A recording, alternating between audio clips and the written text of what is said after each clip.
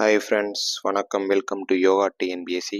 Group 4 படிக்கிறதுக்கு நமக்கு கஷ்டமாக ஃபீல் ஆகுது. எனக்கு ஃபேமிலியில் நிறையா பிரச்சனை இருக்குது. நான் படிக்கணும்னு ஆரம்பிக்கும் போது தான் அந்த பிரச்சனைலாம் போட்டி போட்டு வருது சார். எப்படி தான் ஓவர் கம் பண்ணுறது? நான் காலேஜ் ஸ்டூடெண்ட்ஸ் அப்படின்னு சொல்லிட்டு ஏகப்பட்ட ஒரு மைண்ட் கன்ஃபியூஷன் சொல்லலாமா? பொதுவாக உங்களுக்கு முன்னாடி அவங்க எந்த எக்ஸாம் படித்தவங்களா இருக்கட்டும், அவங்களுக்கும் பல்வேறு விதமான ப்ரெஷரு, ஸ்ட்ரகிள்ஸு, பெயின்ஃபுல்லான ஸ்டோரிஸ்லாம் இருக்கும். அந்த கேப்ல அந்த இடைப்பட்ட அந்த பிரச்சனையில எனக்கு பிரச்சனை இருக்கு. ஐ ஆம் அக்செப்ட் மை பெயின். என்னுடைய வழிகளை நான் அக்செப்ட் பண்ணிட்டேன். இதை தாண்டி நான் சாதிக்கணும். இதை தாண்டி நான் டைம் ஸ்பெண்ட் பண்ணி நான் படிக்கணும்.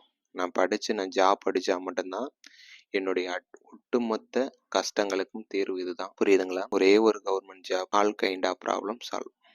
முடிஞ்ச அளவுக்கு சால்வ் பண்ணிடலாம். ஏன்னா நமக்கு பிரச்சனையிலேயே பெரிய பிரச்சனை மணி ப்ராப்ளம் தான், பண தேவை. பண தேவைக்காகத்தான் நம்ம என்ன பண்றோம்? சில பேர் சொசைட்டிக்கு அந்த ஒரு நல்ல அந்தஸ்து, மெஜாரிட்டி மணி நீடட் தான். பெர்மனண்டா செக்யூரான ஒரு ஜாப், அதுக்காகத்தான் படிக்கிறோம்.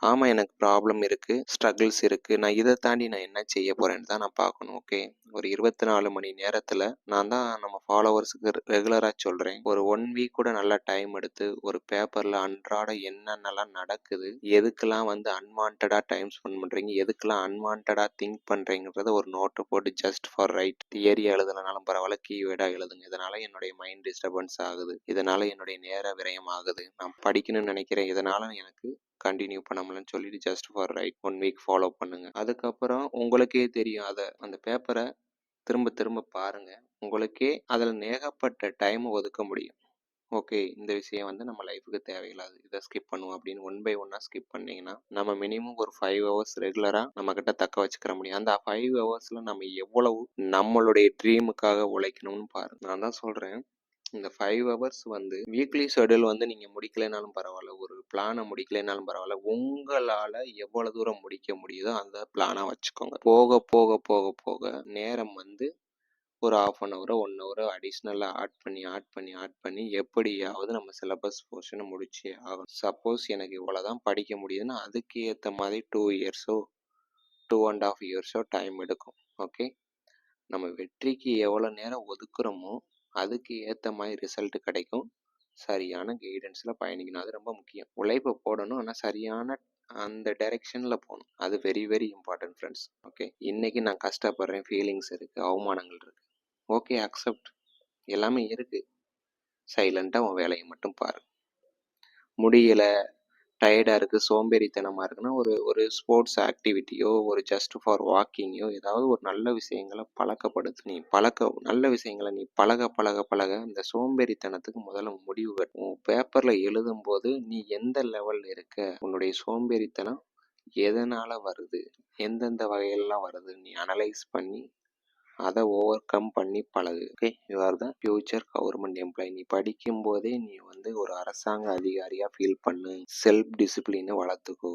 நல்ல ஆக்டிவிட்டிஸை ரெகுலராக ஃபாலோ பண்ணு. At least 10 minutes. நம்மளால முடியாதது எதுவுமே கிடையாது ஃப்ரெண்ட்ஸ்.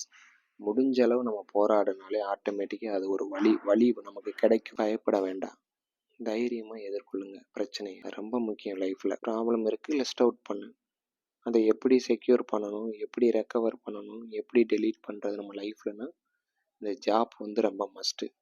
நம்ம ரீசனை மட்டுமே சொல்லிக்கிட்டே போயிட்டே இருந்தோம்னு வச்சுக்கோங்களேன், நமக்கு ஒரு நாளைக்கு ஒரு நல்ல விஷயங்களை கூட யாருமே வரமாட்டாங்க.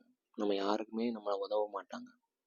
இவங்க ஒரு யூஸ்லெஸ் ஃபெல்லோ, இவன் சும்மா ரீசன் மட்டும் தான் சொல்லிட்டு இருப்பான், இவன் எங்கே படித்து உருப்பட போகிறான்னு சொல்லிட்டு நம்மளை ஈஸியாக அவாய்ட் பண்ணிடுவாங்க. அதனால நல்லா புரிஞ்சுக்கும், உன்னுடைய வேல்யூவை நீ இன்க்ரீஸ் பண்ணுறது அது உன் கையில் தான் இருக்குது, யாரும் வரமாட்டாங்க. அதெல்லாம் மைண்டில் யோசிச்சுட்டு எனக்கு சோம்பேறித்தனமாக இருக்குது, டயர்டாக இருக்குன்றதை நீ சொல்லு. புரியுதா? இந்த உலகம் சோம்பேறித்தனமான ஆளுகளையும் வாழ்க்கைக்கு யூஸ்ஃபுல்லாக பயன்படுத்தாத நேரங்களை செலவிற ஆளுகளையும் கண்டுக்காது. எல்லாருக்கும் பிரச்சனை இருக்குது ஃப்ரெண்ட்ஸ்.